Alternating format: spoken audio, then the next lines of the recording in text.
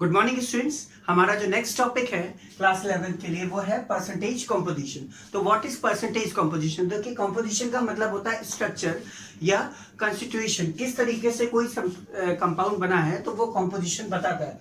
तो देखिए, किसी भी कंपाउंड में जो भी एलिमेंट्स प्रेजेंट होते हैं वो किस रेशियो में या किस परसेंटेज में प्रेजेंट होते हैं उसे कौन बताता है? Percentage composition. तो percentage composition give the amount of the percentage of elements present in a particular compound। तो परसेंटेज कंपोजिशन किसी भी कंपाउंड में प्रेजेंट डिफरेंट एलिमेंट्स का परसेंटेज बताते हैं उस कंपाउंड के रिस्पेक्ट में। तो अगर आप देखें इसको, अगर हम न्यूमेरिकली कैलकुलेट करना चाहें तो क्या फॉर्मूला होता है? Percentage of element is equal to total mass of element upon molar mass of compound into 100%। तो यानी कंपाउंड के मोलर मास में एलिमेंट का कितना मास या एलिमेंट का कितना परसेंटेज ऑफ मास वहां पर अवेलेबल है उसे कौन बताएगा? Percentage composition. तो देखिए, क्वेश्चन है एनसीईआरटी का हमारे पास, Fe2SO4 का होल थ्राइस यानी ferric sulphate is used in sewage water treatment. तो calculate the mass percentage of iron, sulphur and oxygen in this compound. यानी फेरिक सल्फेट में हमें क्या था? सबका परसेंटेज निकालना है। तो सबसे पहले अगर हम इसकी बात करें परसेंटेज कंपोजिशन के फॉर्मूले, सबसे पहले हमें मोलर मास निकालना होगा। तो हमारा कंपाउंड क्या है? Fe2SO4 का होल थ्राइस, तो इसका मोलर मास निकालेंगे। आयरन का जो मास होता है 56 यूनिट होता है, ठीक है। सल्फर का मास होता है 32 यूनिट और ऑक्सीजन का मास होता है 16 यूनिट। तो अगर आप देखिए तो यहां पर आयरन कितने हैं?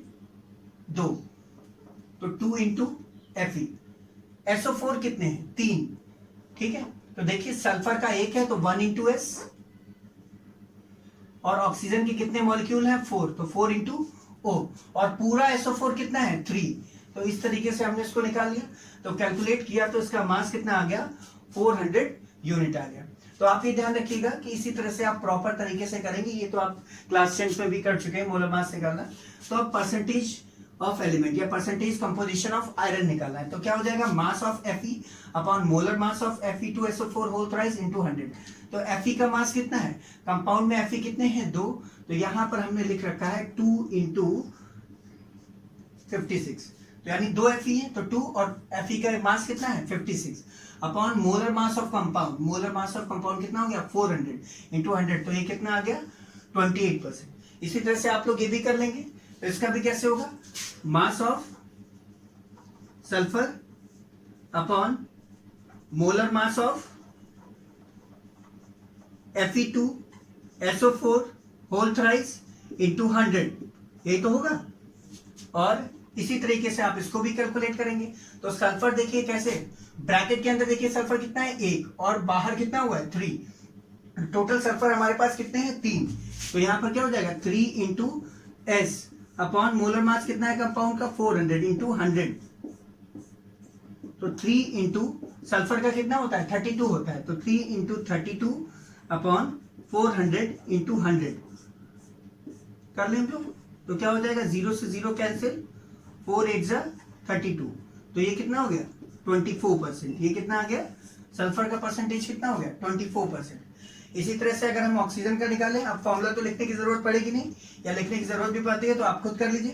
तो ऑक्सीजन बेसिकली देखिए, ब्रैकेट के अंदर कितने हैं? 4 है ना, और बाहर कितने हैं? बाहर कितने हैं? 3। तो बेसिकली क्या हो जाएगा? 4 इंटू O और बाहर कितने हो गए? 3 upon 400 molar mass of compound into 100। तो ये और ये कैंसिल हो गया और ऑक्सीजन की जगह क्या हो जाएगा? तो 4 इंटू 16 अपॉन 4, तो 3 इंटू 16 अपॉन 4, 64 अपॉन 4। तो आप देखिए 48%। ये कितना आ गया? 48%।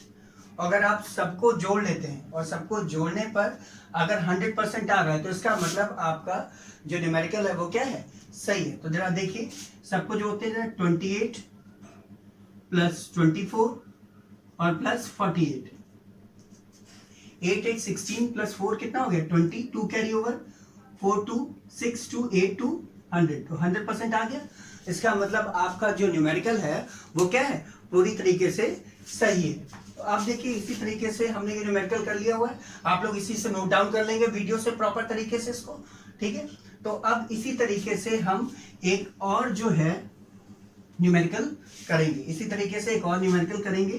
तो यहाँ पर देखिए क्या कह रहे हैं, अब यहाँ पर हमें एलिमेंट का नहीं निकालना है, यहाँ पर हमें आयंस का निकालना है। तो calculate the percentage of sulphate and ammonium ion in ferrous sulphate, ferrous ammonium sulphate, जिसको हम मोहर सॉल्ट्स भी कहते हैं, तो उसमें निकालना है। तो सबसे पहले हम मोहर सॉल्ट का मोलर मास निकालेंगे, और इसको निकालने में कोई भी गड़बड़ी नहीं होनी चाहिए, एक एक करके करेंगे। आयरन का आपको पता है 56 होता है, सल्फर का 32, ऑक्सीजन का 16 और नाइट्रोजन का 14। तो मोलर मास निकालना है सॉल्ट का, तो Fe कितना है 56 हो गया। एक सल्फर है, सल्फर का होता है 32, ऑक्सीजन कितने हैं 4, एक ऑक्सीजन का कितना होता है 16, तो 4 इंटू 16। अब यहाँ पर देखिए अमोनियम का ट्वाइस लगा हुआ है, तो यहाँ पे अलग से हमने अमोनियम निकाल लिया है। तो देखिए क्या होता है, नाइट्रोजन का होता है 14 और 4 हाइड्रोजन, तो 14 प्लस 4 कितना हो गया 18। तो डायरेक्ट हमने यहाँ पर क्या लिखा हुआ है 18, और कितने अमोनियम है दो अमोनियम। इसी तरह से सल्फेट की बात करें तो सल्फर का हो गया 32 और ऑक्सीजन का होता है 16, और 4 ऑक्सीजन है तो कितना हो गया 64। वाटर का हमने यहाँ पर निकाला हुआ है, तो H2 होता है, तो 2 इंटू 1 प्लस 16, हाइड्रोजन का होता है 1 और ऑक्सीजन का होता है 16, तो 6 प्लस 18 हो गया ये। ओवरऑल सबको ऐड किया हमें कितना आ गया 392, ये कितना आ गया 392। अब अगर हम क्या करें, हमें किसका परसेंटेज निकालना है, अमोनियम का परसेंटेज निकालना है और सल्फेट का निकालना है। तो सबसे पहले आप क्या करिए, mass of SO4 minus sulphate ion का, ठीक है।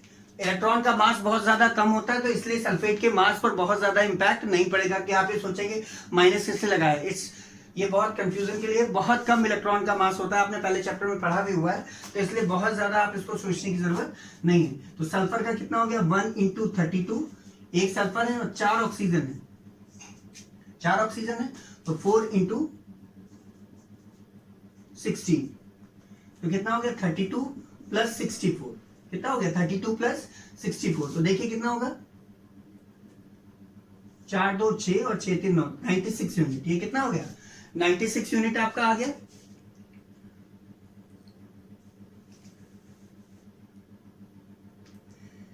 अब 96 यूनिट जो है, अब बेसिकली आपको ध्यान रखना है कि सल्फेट है कितने सल्फेट है ये भी तो आपको देखना है।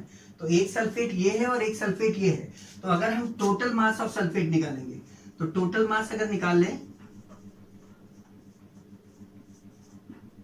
तो 2 इंटू कितना हो जाएगा 96 यूनिट, तो ये कितना हो जाएगा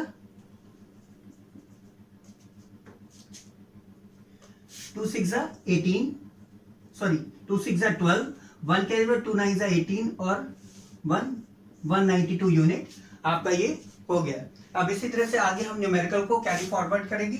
तो देखिए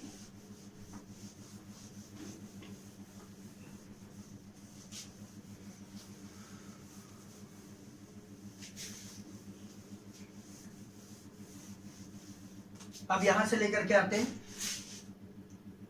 percentage composition of SO4 minus, तो क्या हो जाएगा total mass of SO4 minus, तो देखिए mass of SO4 minus upon total molar mass of मोहर सॉल्ट